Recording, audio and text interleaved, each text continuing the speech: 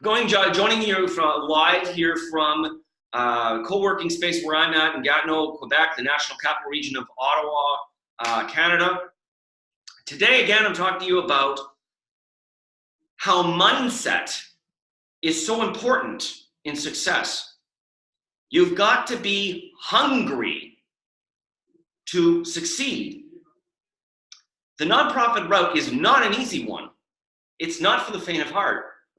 Frankly, if you're a little bit more of a fair weather type of person, then maybe you need to have a serious thinking with yourselves.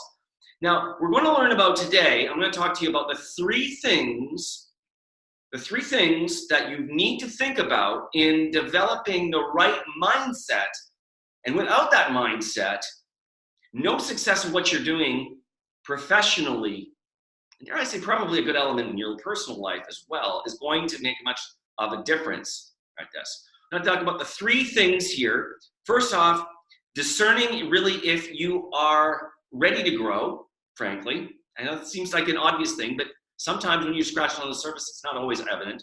Two, how to develop the right mindset. And three, getting others as well as hungry as you and as motivated as you to make a difference. Now, if you're interested in hearing learning about this, heart this, because as I understand, what the Facebook gurus tell me at least, is that Facebook loves the hearts. They love the hearts. They go kind of whatever on the thumbs up and the likes. You're doing a great service as well to getting the message out for more nonprofits to be able to do greater and better things by raising their revenues as much as 10 times in the next 12 months by sharing this out to your network as well. So without further ado, we're going to set this discussion off with a famous quote. I remember one of my favorite personal motivational speakers is Mr. Les Brown, where he spoke so eloquently. The first time I ever heard him, a recording, an audio recording, and he said, "You gotta be hungry.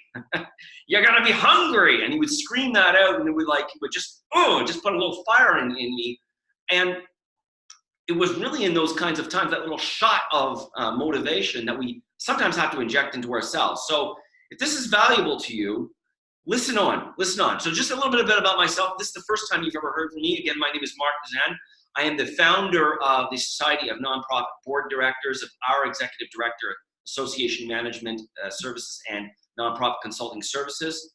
I'm a two-time Executive Director myself of national associations, a board director as well, and I've been in the nonprofit career sector for many, many, many years like this. So this is something, again, that's of interest to you. Heart this, like this, share it. Okay, so the first thing about this okay, is knowing the difference between being hungry for something and just having a mild preference for something. All right. The difference really comes down to, do you genuinely have a willingness to do what it takes to get your organization from where it is right now, either doing okay or in suffering, some cases like this, and invest in yourself and invest in your nonprofit organization. In a previous posting of when I put up, I got a little tacit hearts, likes like this from just a post where I quoted Robin Sharma. He said that life helps those who help themselves, but it comes from a biblical. I've seen a lot of biblical sources on this, that God helps those who help themselves. So if you're a little more faith-based oriented, I want you to think about that.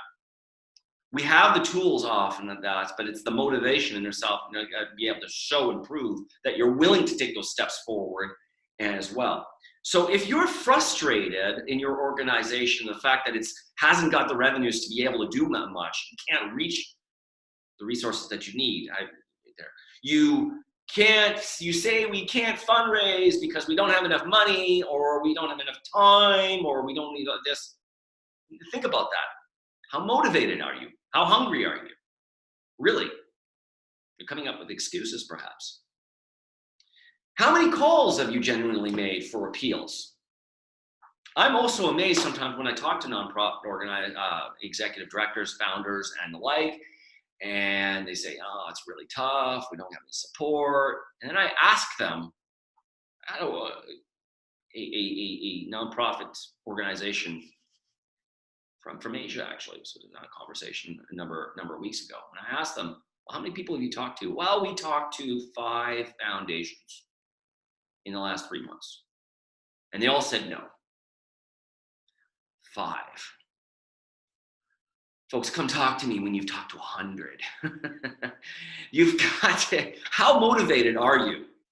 That motivation and that hunger that Les Brown talks about is got to be instilled in you enough to be able that thick skin to keep pushing forward at this. Are you looking for a magic answer that somehow somebody's going to just, well, take a commission, for example, on everything that you sell on this? Well, where are you invested in that proposal? You're literally saying, please help solve my problem for me. And then when it's nicely fixed, I'm going to walk back into it. Well, where is your motivation? Where's your investment in this? I'm amazed consistently at the number of organizations, nonprofits, founders, I'm sorry, a lot of them are guilty of this, where they'll have invested countless amounts of time, energy, their own finances into setting up the organization legally, its structures, it's all necessary, very necessary things before you can fundraise. All these kinds of things, the structure, the investments, even just basic things like the development of their programs and their services, but they've put zero consideration into how they're going to go about raising the capital to make that all possible. They've invested nothing, they've given no consideration of investing in themselves to be able to do that.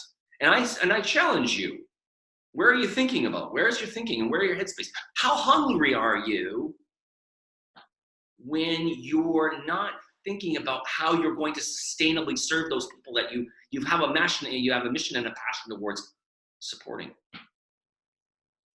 Yet the fact of the matter is there are many other organizations less fortunate, many individuals less fortunate than you often enough, that have grown because you know what? They see that as a mission critical element. Their investment in themselves, their investment in as well as their ability to be able to grow and fundraise. But also more importantly, this isn't a call out for me to buy services or whatever it is, but I want you to think about this, is their own investment in themselves to keep that motivation and that hunger and check themselves there. When they come up with an excuse, they come up with an obstacle about how far they're willing to push beyond that as well. So what's holding you back? Fears, doubts, perhaps your insecurities? I challenge you to choose faith, courage. You and your communities that you serve deserve nothing less. You're doing a beautiful thing, and you owe it to them, you owe it to yourselves as well, to make certain that you've got the means and the resources as well to make this a priority, to make this a reality as well. All things are genuinely possible to those who believe. Okay? That's my first challenge out to you as well. Without any of this, nothing will ever grow. It doesn't matter how much, frankly, the best fundraiser, the best consultant, the best service, the most the best person, a nonprofit guru out there, if that motivation, that hunger isn't built within you, it won't matter. Nothing will matter. But you won't take immediate action. Second, to develop the mindset that you need, you've got to go back to your why. So, why are you doing this? Think about that every day. Put that up constantly in your face, some form or another, a reminder why you're doing this, because it's going to be necessary to carry you through those times when it's not going to be easy. Sometimes it comes about that we just get burned out as well. We can get burned out. I was on the phone recently with a nonprofit founder who's doing a beautiful, beautiful thing. I won't name names like this. Who's doing a beautiful thing. But I asked her generally, how much do you really want to do this? Or how much do you really believe this? And it was a very low figure out of 2 or 3 out of 5 that we wanted to do this. When we stopped the call, we stopped the discussion right away. I said, I can't help you because frankly, anything if I were to provide you wouldn't act on it very much. And it's times like this, these difficult times, that if you're having this trouble with mindsets, sometimes it's just a question of burnout. My best and recommendation to her, from the heart to her, was take a break. She'd just come off a fantastic, successful event, and she was burned out. She was just burned out. She needed to do some self-care. So you have to do some self-care as well, right? The third thing now, what if you feel that if you've checked all of that off, you have to check all of that off first. Where are you personally? Because don't expect others to pick up the slack if you yourself aren't leading. You're a leader. This is addressed to the leaders out there. But if you want to be able to take that motivation there, and you've had that, and you want to inspire others, I have 6 suggestions for you. First, tell people exactly and precisely what you want done.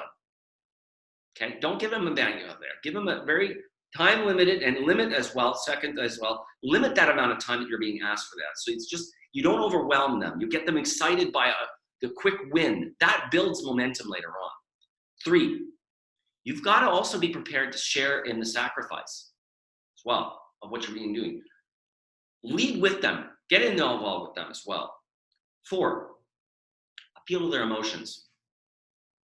Okay, think about why it would make a difference to them, and come up. And 5th, come up with multiple reasons for them why it would be involved. And finally, you've got to be the change. Tell the story exactly of how their involvement, participation, time, or with money as well, can and will make the difference. And remember this always for your own self-care as well. If you're the founder, you're the leader, you're the executive director, chances are your motivation is always going to be higher than most. So keep that in mind. Keep your expectations in mind as well. You'll be the fire behind others when they see how motivated you are first and foremost. Again, my point earlier, to quote Les Brown, you gotta be hungry. All right. So thanks very much, everyone. I hope to hear from you very soon. Leave some comments down below. Again, unfortunately, the limits of technology as it stands right now, so I can't, if you've been watching this live, I haven't been able to interact with you there, but you can leave comments down below. And you'll see as well the link for future broadcasts as well. Copy it, paste it, remember, bookmark it there to join in on the conversations at a later point in time on Zoom. Okay, so thanks very much. Onward and upward.